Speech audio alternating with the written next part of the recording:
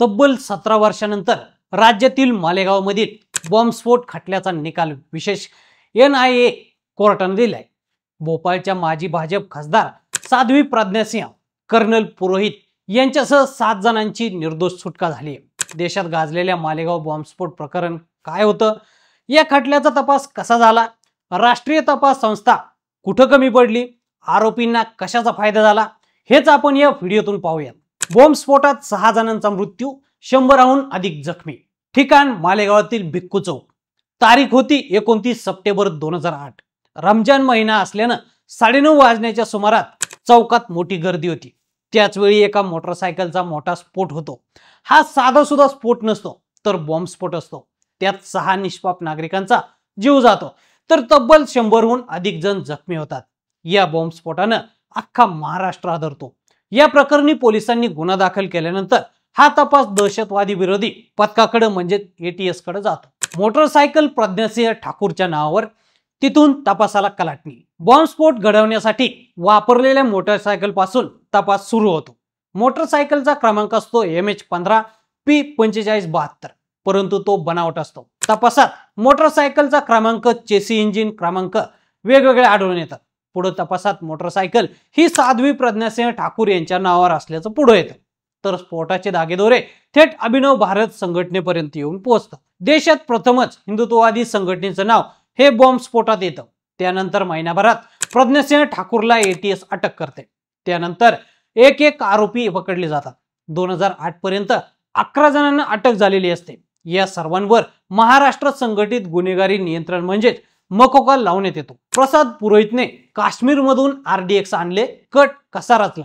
ATS जानेवारी 2009 मध्ये 11 आरोपी आणि 3 हव्या असलेल्या आरोपींविरुद्ध आरोपपत्र दाखल करतं। त्यात लेफ्टनंट कर्नल प्रसाद पुरोहित यांनी काश्मीरमध्ये नियुक्ती असतानाच RDX आणलं होतं। ते त्यांनी आपल्या घरी कपाटात ठेवलेलं होतं।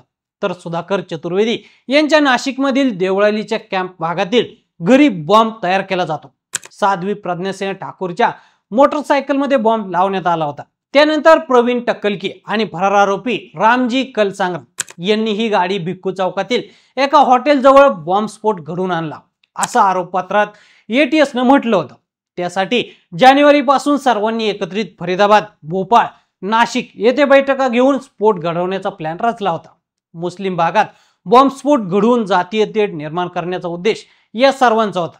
त्यासाठी अभिनव भारतच्या माध्यमातून निधी उभारण्यात आल्याचा दावा ATS ने आरोपपत्रात केला होता। NIA कडे तपास गेल्यानंतर ATS आरोपींच्या पिंजऱ्यात। राष्ट्राला धोका निर्माण करणाऱ्या कृत्यांना आळा घालण्यासाठी 2011 मध्ये केंद्र सरकार राष्ट्रीय तपास संस्थेची स्थापना करतं।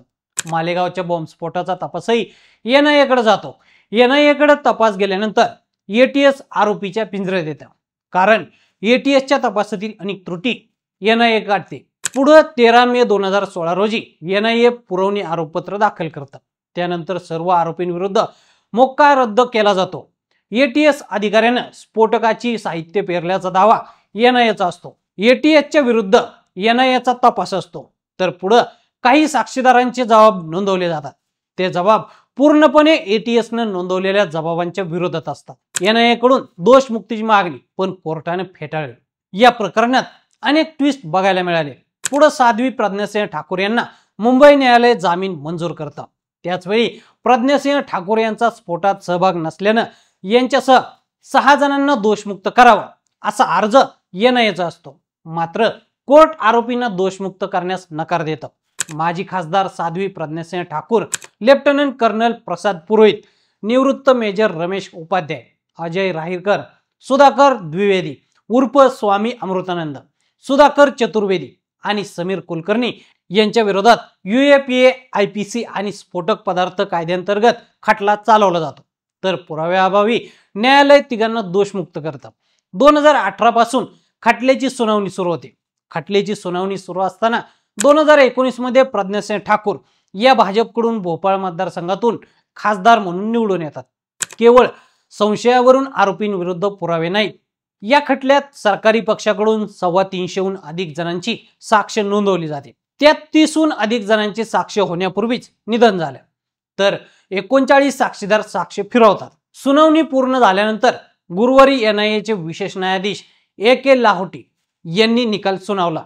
केवळ संशयावरून आरोपी करण्यात आलेले आहे. त्यांच्या विरुद्ध ठोस पुरावे नाहीत. लेफ्टनंट कर्नल प्रसाद पुरोहित यांनी काश्मीरमधून RDX आणले. त्यांनी त्यांच्या घरी बॉम्ब तयार केला. याचे कुठलेही पुरावे आढळत नाहीत. साध्वी प्रज्ञासिंह ठाकूर यांच्याकडे स्फोटात वापरलेल्या मोटरसायकलचा तेव्हा ताबा होता. तो बॉम्ब मोटरसायकलला लावला होता हे सिद्ध होत नाही. त्यामुळं आरोपींना बेनिफिट ऑफ डाऊट म्हणजेच संशयाचा फायदा घेऊन सगळ्या आरोपींची निर्दोष सुटका करत असल्याचा निकाल न्यायालयाने दिलाय. गेल्याच आठवड्यात मुंबईतील लोकल ट्रेनमधील साखळी बॉम्ब स्फोटातील 11 आरोपींची मुंबई उच्च न्यायालयाने पुराव्याअभावी निर्दोष सुटका केली. आता मालेगाव बॉम्ब स्फोटातील 7 आरोपींची निर्दोष सुटका झाली. दोन्ही प्रकरण 17 आणि 19 वर्षांच्या कालावधीतील आहेत. दोन्ही निकालांवरून तपास यंत्रणांना ठोस पुरावे कोर्टात मांडता आलेले नाहीत. त्यामुळं आरोपींना बेनिफिट ऑफ डाऊटचा फायदा झालाय. बॉम्ब ब्लास्ट सारख्या प्रकरणात केवळ राजकीय आरोप प्रत्यारोप होतात. मात्र लोकांचे जीव घेणाऱ्या आरोपींना सरकार कोणतंही असलं तरी शिक्षेपर्यंत नेऊ शकत नाही. हे दोन्ही घटनेतून दिसून येत आहे. त्यात पुन्हा एकदा तपास यंत्रणांवर प्रश्नचिन्ह उपस्थित होत आहे. तर मंडळी, या संपूर्ण प्रकरणाबद्दल तुम्हाला काय वाटतं आम्हाला कमेंट करून नक्की सांगा. आणि असेच नवनवीन माहितीपूर्ण व्हिडिओ पाहण्यासाठी लेट्स अप मराठी फॉलो करा. सोशल मीडियाच्या भाऊ गर्दीत विश्वासार्हतेने चकाकणारे नाव म्हणजे लेट्स अप मराठी. सगळ्यांना, सगळ्या नागरिकांना ती स्पीच, ती लेट्स अप वरील मुलाखती म्हणजे विचारांचा खजिना. त्यानंतरच्या निवडणुकीमध्ये मला सोडून गेले. बातम्या केवळ वस्तुस्थिती सांगणाऱ्या, न प्रोपोगंडा, फक्त जनतेचा अजेंडा. क्योंकि आने वाला कल जाने वाला है, जाने वाला कल आने वाला है. राजकारण, मनोरंजन असो की क्रीडा क्षेत्र, महाराष्ट्राची स्पंदने संवेदनशीलतेने टिपणारे माध्यम म्हणजे लेट्स अप मराठी. जगासोबत एक पाऊल पुढे राहण्यासाठी लेट्स अपचे ॲप, सोशल मीडिया आणि वेबसाईट सोबत कनेक्टेड रहा.